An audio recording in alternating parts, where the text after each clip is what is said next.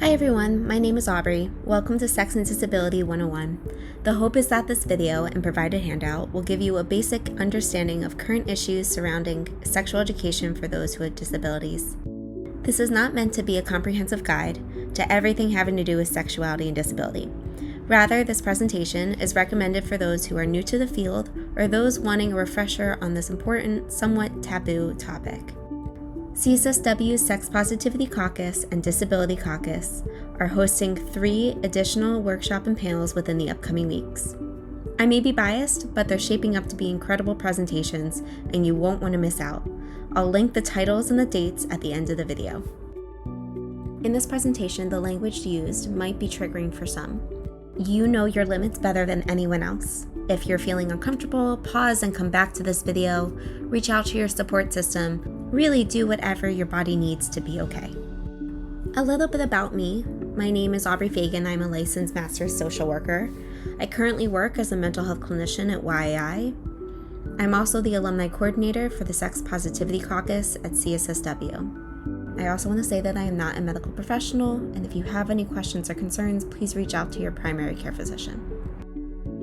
There are large discrepancies across the United States when it comes to sexual education, specifically around the content, what is taught, and the timeline when it's taught.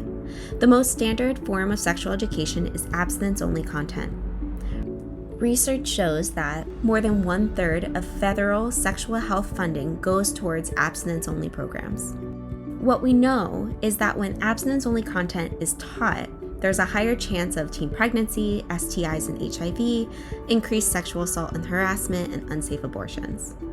Really, sexual education should be more than just penetrative sex, right? A comprehensive sexual education includes anatomy, consent, safety, masturbation, contraception, sexual orientation, gender and sexual identity expression, societal stigma, media representation, misconceptions, sexual health, and even more. Therefore, sex education must include comprehensive and well-researched information with the goal of giving someone the chance to make the best informed decision for themselves. As we move forward in the presentation, I want to be really mindful about the language and terminology that we're using to describe the disability community. That being said, for the sake of this presentation, I will be using person-centered language. And here's a little plug. If you are working or speaking with someone who has a disability, ask them what their preference is in terms of the language that you use. There is never any shame in asking someone what their preference is. So let's get into disability. The term disability encompasses many kinds, some that are visible and some that are invisible. Today we're going to focus on 3: intellectual disability, developmental disability, and physical disability. You'll hear me refer to intellectual and developmental disabilities as IDD throughout the presentation, and this is because they're normally grouped together. Intellectual and developmental disabilities, or IDDs, can range from learning disabilities, autism spectrum disorder, cerebral palsy, Down syndrome, Fragile X, and many, many more. Intellectual and developmental disabilities are present from birth and impact a person's trajectory. Now, the prevalence of the intellectual developmental disability really depends on the diagnosis. A physical disability, by definition, can temporarily or permanently impact a person's capacity or mobility. So this can include walking, stairs, reaching, carrying, or more. A physical disability is characterized as an impairment or limitation to performing daily living tasks or functions. Some physical disabilities are present from birth and some are not. So let's put the 2 together. There are a lot of myths when it comes to sexual education for the disability community, but I'm going to focus on 2. The first is that individuals with disabilities are not sexual beings. And the second one is that if you discuss sexuality with adolescents, it will increase sexual behaviors. So let's take a look about how this translates into previous and present sexual education work. When we look at previous work, we realize that sexual education for folks with IDD and physical disabilities is limited at best. There are various approaches to teaching sexual education, but really what that means is that there's no standardization. Research shows that there's a correlation between lack of sexual education and increased sexual assault and harassment. So let's take the IDD community as an example. Sometimes having an IDD diagnosis means that it's challenging to understand and or interpret social cues. As a result, understanding consent or personal boundaries can be an issue, and this leads to increased imprisonment. Recent literature shows that a statistically significant number of people with criminal records for sexual assault and harassment actually have a diagnosed or undiagnosed intellectual or developmental disability.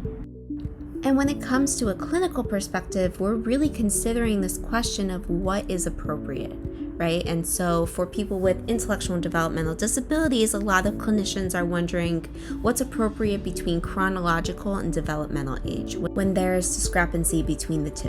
When it comes to physical disabilities, it's a little bit different. Clinicians understand and recognize that there is a lack of content out there for when others need physical assistance to either engage or perform sexual activities. So that brings us into current work. There has been a recent shift in the narrative when it comes to sexual education for the disability community, specifically in being proactive about sexual education, meaning that it starts early in life, is repeated often, and includes different modes of learning. Because we understand that not all people learn the same way, and we want to cater to those differences. Recent research has focused on ways to create a quote-unquote golden standard for sexual education for those with disabilities.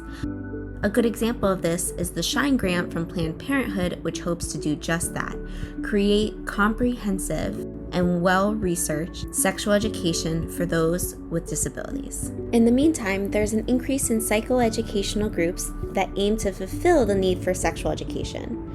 For parents, there are groups like Project Grown Up at YAI. Project Grown Up prepares parents to deal with issues surrounding child's developmental changes, relationship building, sexual abuse prevention, and behaviors associated with the expression of sexuality. In addition, we're also seeing an increased amount of groups specifically focused on developing social skills needed for dating and relationships. Now, most of the time, this actually will involve some form of sexual education or some type of information about sexual health. Now, when it comes to the law, we're seeing a rise in the number of bills introduced that encourages sexual education for everyone. An example is the New York Senate Bill 2584A, which is currently in committee. If passed, this bill will require all public and charter schools in New York State to provide a standard of age-appropriate comprehensive sexual education for students grades K through 12. So how do we move forward? What we really need is comprehensive sexual education for individuals who have disabilities. We also need to stop seeing individuals with disabilities as non-sexual beings and promote safe, consensual, and fulfilling relationships and sexual engagement. Obviously, this is a short overview of this gigantic topic, and I'm sure that you all have lots of questions or comments. I'll encourage you to take some time to complete your own personal research on the topics of interest to you. And when researching, remember to do good work, right? Take in different perspectives, be open-minded, be curious. As we say in the Sex Positivity Caucus, don't yuck someone's yum. I also mentioned before that the Sex Positivity Caucus and Disability Caucus are hosting 3 panels and workshops in the upcoming weeks. I've included the workshop titles and dates below, as well as descriptions. I may be biased, but I think they're fantastic, and I really encourage you to join and participate.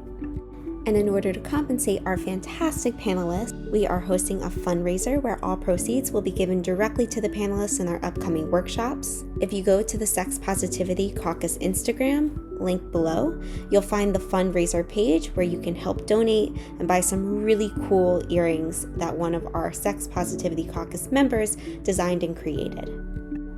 A big thank you to everyone who's listened thus far. I hope that we'll see you at our upcoming workshop and panels. Have a good day.